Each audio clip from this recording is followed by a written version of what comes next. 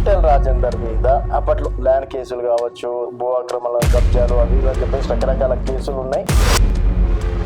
కేసులు లేవండి. ఈటెల రాజేందర్ కాంగ్రెస్ మనిషి, రేవంత్ రెడ్డికి బాగా దగ్గర, అందుకని రేవంత్ రెడ్డి ఈటెల రాజేందర్ని గెలిపించాడు.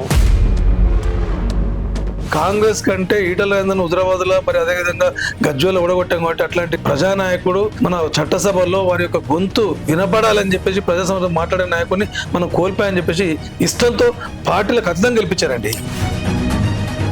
కాంగ్రెస్ బీజేపీ ఒకటే అని చెప్పేసి నేను అంటా.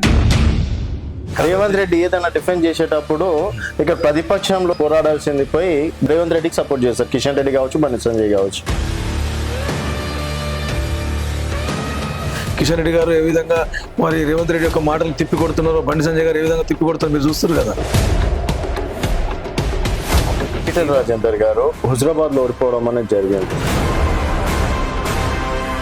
హుజరాబాద్ ప్రజలందరూ కూడా ఏమనుకుంటారంటే ఒక గొప్ప నాయకుడిని మనం ఓడగొట్టినాము.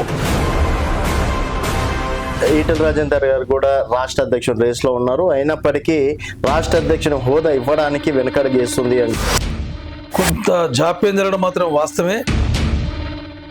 శేఖర్ యాదవ్ అనే వ్యక్తి ఈటెల రాజేందర్ మనిషి, భారతీయ జనతా పార్టీ మనిషి. ఈటెల రాజేందర్ గారు బయటికి వెళ్తే శేఖర్ యాదవ్ పరిస్థితి ఏంటి? బయటకు వెళ్ళారండి.